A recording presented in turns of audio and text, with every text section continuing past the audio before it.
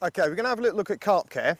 Carp care clearly is an absolute fundamental of what we do. You know, most fishing these days, carp are being recaptured on a regular basis, and I think we forget that to whoever owns that fishery, they're incredibly valuable creatures firstly, and they deserve to be looked after.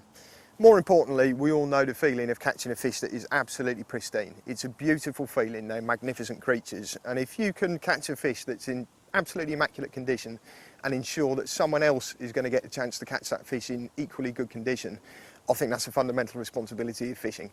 So some of the kit that we're going to need, obviously before you actually ever go and catch a carp, you're going to need to spend on an unhooking mat. Okay, any sort of padded protection that's going to stop a fish flapping around on the ground and damaging itself, losing scales, absolutely essential. Thankfully these days most unhooking mats are very generous in size and they are widely available, really good prices. For what it's worth, we've got two here. We've got the Epic, we've got the Solace. The Epic is fractionally smaller, but it's deeper, very thick, high density foam. It's got a cover so you can retain fish just to stop them flapping about if they're being a little bit lively. Nice kneeling mat, and that's to remind you that the mat is for the fish rather than for you. You know, you see people kneeling on a mat and holding a fish over the top of it. Not for you, it's to protect the fish. Okay, these are particularly good because they're sculpted and they have a recess in the middle, particularly good when you have big fish. So sort of thing that if you fish in big fish waters regularly or if you've got a continental trip, absolutely perfect. However, carp care shouldn't be an expensive thing, and for what it's worth, although I've got the pick of the mats, I use the Solace, which is foam in the middle, polyballs around the outside. As you can see, it covers a huge area of floor. You know, if you're going to have problems with a carp on this sort of area of padding, you shouldn't be holding one in the first place. Someone will probably take it off you and put it back. Okay, you get one of them for under £30, and that is an absolutely essential before you actually catch your first carp. You know, less than 30 quid, and that is going to last you season after season after season. So whatever mat you choose, just make sure it's nice and thickly padded. Buy big, okay, simply because even if the fish you catch to begin with are slightly smaller, you're going to catch bigger fish, and there are so many fisheries with a mixed sort of stock that you might be fishing for a personal best that's £15, but you can't guarantee you ain't going to get a 35. So if you're kitted out once and for all, spend the money, nice big mat, then you're sorted. The other thing you're going to need is a waistling. Very simple waistling design, supports your fish, okay.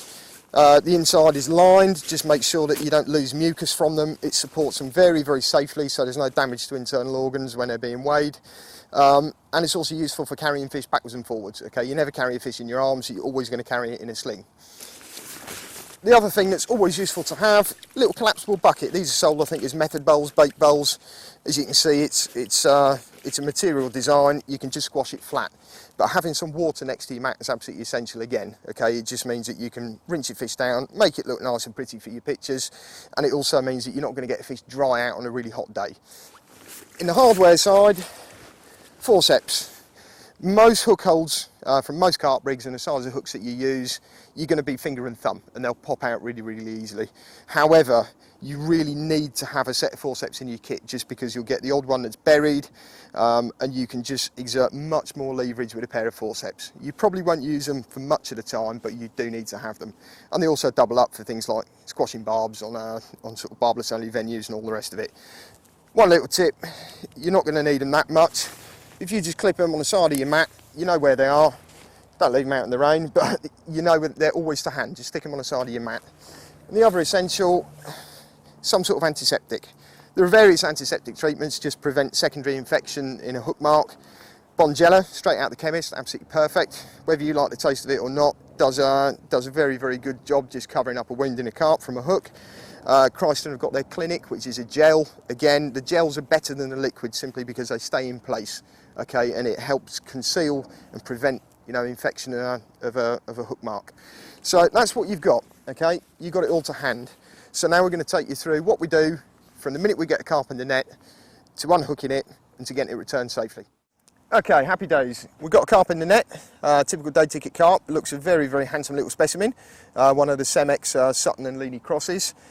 He's only a wee little boy, but he's a classic example of what a good looking carp is, and we need to make sure he goes back looking exactly the same as he came out. One of the things that you often hear about in fish care is the need to be incredibly organised, everything's got to be laid out and all the rest of it. before your fish comes up the bank.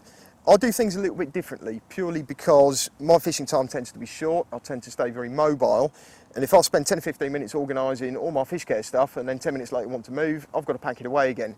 So the process I've got into is very, very straightforward. We've got a carp in the net. As long as you've got a good couple of feet of water, he's knackered, he's not going anywhere, okay? So as long as he's upright and he's happy and he's breathing strongly, leave him in the net, okay? The first thing I'm going to do is actually leave him alone. He's not going to go anywhere. I've never lost a carp from jumping out the net, simple as that. And most swims and most fisheries have sufficient depth that you can quite often just prop the net over the front of a platform. If you just bring the drawstring back, fold it over, there you go. He's quite happy. He's a foot and a half further out into the pond. He's upright, not going anywhere. So what I'm going to do now is leave him, okay? He's not going to swim off with your net. You don't need to worry about that at all. Now I'm going to go and sort my stuff out up the bank, make sure everything's organised and ready before you take the fish out of the water. Okay, so common sense prevails. One of the first things you want to do is pick yourself an area of bank that's flat. All right, sounds really, really simple, but lakes aren't actually renowned for being flat all the way around. They tend to slope a little bit. Find somewhere that's flat, okay, because it means that when your fish is on the mat, it's not going to flatten and disappear off down the bank while you're not paying attention. Lay your mats out. You've got a bucket of water. Just make sure everything's nicely wetted down. Particularly in the summer, you leave your mat lying around, it's baking hot. It gets not only dry, but it gets fearsomely hot in itself, the nylon material. If you put a carp on that, it's not just uncomfortable, it's going to lose it an awful lot of slime. They don't like it, okay? They don't live in the sort of temperatures that we do. Make sure it's wet, okay? You've got your waist sling to hand, whether you want to weigh a fish or not. If you've got a well-wetted waist sling, that's ready for moving a carp around, so that once you've finished dealing with him, you can take him back, slip him back in the water, you've got something safe to carry him in. I've got forceps handy depending on the hook hold, and I've got some antiseptics to hand as well. So everything's ready for me to bring the fish out the bank.